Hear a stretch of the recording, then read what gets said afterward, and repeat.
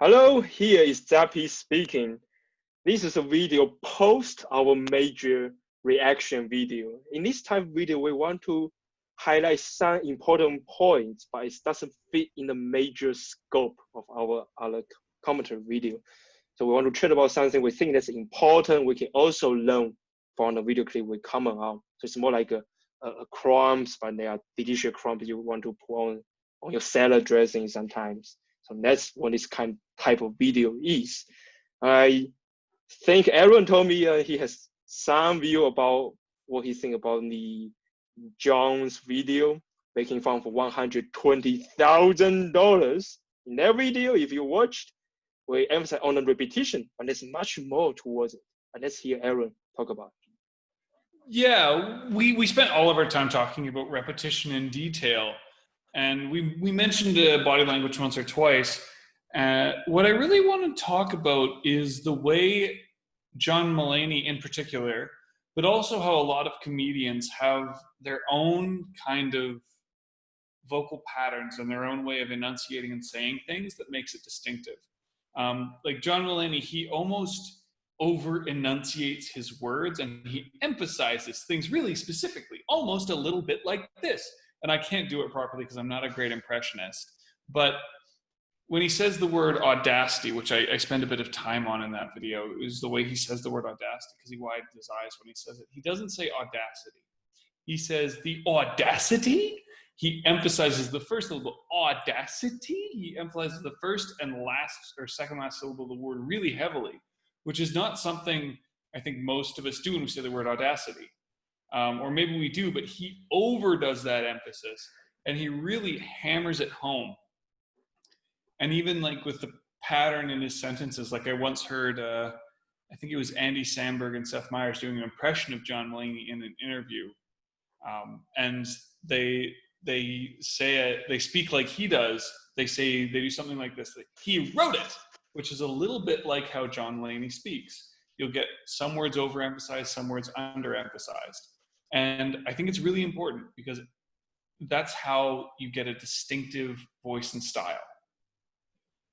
When you look at someone like John Mulaney or Bill Burr or Dave Chappelle, I'm trying to think of other famous comedians right now, and I only have 3 male comedians. I should probably try and think of some female comedians. But the point is, they all have a very specific style of speaking that if you heard it or if you hear an impression of it, you know exactly who it's supposed to be, right? So John Mulaney is, like I said, that enunciation. Bill Burr is almost, his mouth is almost, I don't know, it's a little bit like this. And Dave Chappelle, I can't imitate very well, but when they speak, you know who it is, and it creates a brand for them. And then the comedy that goes with it, they've really very much adapted their comedy to their own speaking voice and style. And I think it's a really important thing to mention that if you want to be a strong speaker, in a sense, you have to have your own style. And maybe it won't be as distinctive as these 3 comedians that I've mentioned. There are other comedians that are just as famous that have less distinctive styles, but they are still unique. It's not totally usual. It's unusual in some way. You need to do something that makes you stand out as a speaker, as a comic, as whatever, and then you get more recognition from people. When someone can do an impression of you, you're starting to build a brand, is the way I tend to think of it. I think that's an interesting thing to note, that you see this in a lot of comedians. That's actually one really classic point about public speaking. I even heard of those years ago. And the example I heard about being a special style is like Churchill, because he has what British say, a really different accent, really different from Queen, was in that age and regarded as the only way of speaking English. But then Churchill bring in his style of speaking, his words, his speech, start the war, end the war, bring a peace. And that's probably one of modern example of how powerful speech is, and that is Churchill's own style all over it. And even people nowadays still refer to it. I remember I watched Steve Colbert, and he will often refer to the speech he made, say we fight on the beach, and making fun of it. So that speech is so unique. You hear the style of words, the style of the sound. You know that's Churchill, and then it becomes such a branding. People use as a comedian or to make a comedy of it. So that's just like, that was decades ago speech, but still have impact down right now. Yeah, and you look at, I think another great example is Martin Luther King, I Have a Dream. Because when he gives the I Have a Dream speech, he doesn't say, I have a dream. I was going over it with someone I was coaching for a TEDx a little while ago, and he doesn't actually say it. He almost preaches it, or he sings. He doesn't actually sing it. But when he says, I have a dream, he doesn't say, I have a dream. He says, I have a dream. And he like holds the words for longer. And he, like I say, he almost sings them. And it becomes iconic for that reason, because he's not just, I have a dream that one day my brothers and sisters, right? He's really presenting it. He's putting his own flavor, his own style into it. And by doing that, he makes it more memorable. And I think that's an important distinction to make, that memorability is really the goal. Like you look at, when I look at Toastmasters World Championship speeches, when I look at any speech competition, when I look at famous speeches or comedians or anything like that, if it's memorable, they're going to be successful. Like I'm sure we've all heard comedy bits that we thought were hilarious, but then forgot about them entirely. I know there have been times where I've gone on binges of watching comedians and I'll think, this is really funny. And then a little while later, I'll remember that there was a comedian that talked about a thing. And I'm like, oh, I remember this bit, but I don't remember the comedian. And that means the content was good, but the person didn't have a brand of their own. They didn't have their own style. And that means that I could present their comedy, or Young Fun, or whoever could present their comedy. And if that's the case, then, well, we're a good writer. But are we the presenter? Maybe, maybe not. We need to develop something that makes us a bit more unique. So there's always something memorable. To me, the goal of public speaking, if you're doing what I do, is to leave an impact. And to leave an impact, we need to be memorable. There are a number of ways to be memorable. One is to have really well-written content, but then anyone can present it.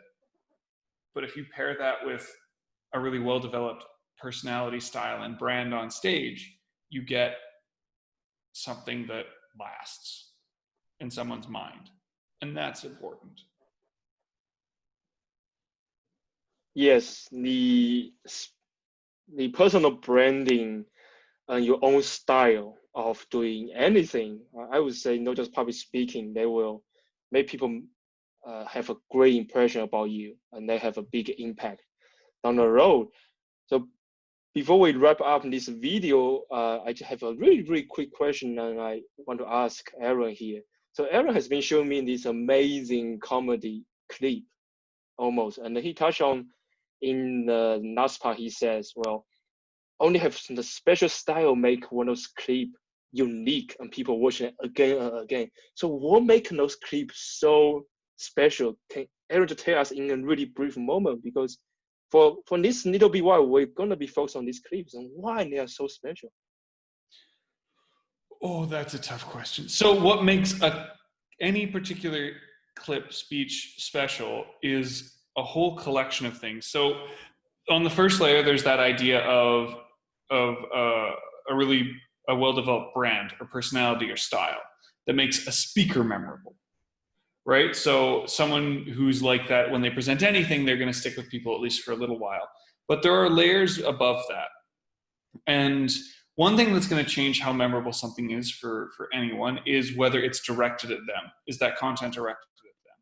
So when someone like John Mulaney or whoever is writing a comedy routine or a speech or whatever, they're probably, I mean, I'm guessing, this is what I do, and I'm certainly not as talented as they are.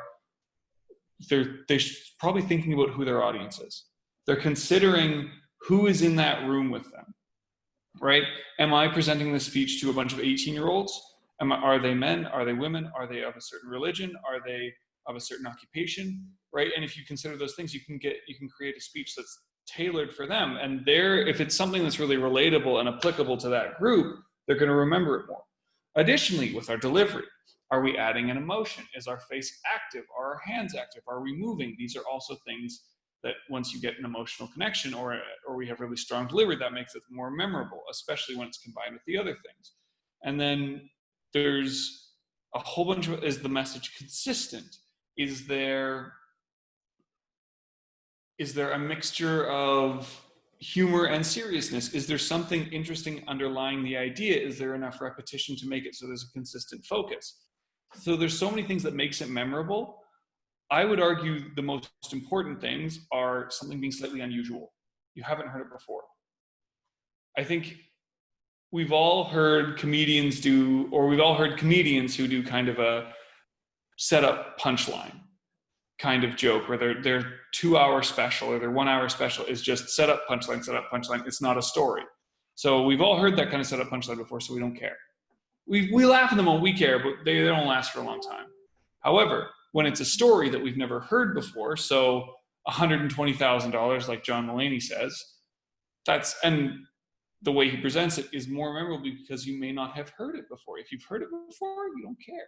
So that's another part of it. There's so many factors to make something memorable, but I think being unusual is the first and foremost piece. After that, it goes to personality and brand, then down to content and delivery and things like that. But first and foremost is unusual. Okay, well, thanks Aaron for breaking this down for us. We see on the internet there's a lot of this kind of clip. Sometimes we wonder why it is. I think this question actually point towards what make a good public speaking as well. So I hope our audience take these last 5 key points to their hearts and to see how they might improve their public speaking from this 5 point of view. I personally really agree with it, and when I do my training in the Toastmaster competition, these are the points keep coming back up. I keep asking myself, how can I be unique? How can I have my own style, a nice content structure and delivery? Sometimes delivery just need to feel it. I think that's a really nice wrap for our post commentary video production video here. We just talk about whatever interesting topic we might feel that we didn't get to discuss in our formal video. So this is the end for this video clip. Here is Debbie speaking. We would like to see you next time. Bye. Bye.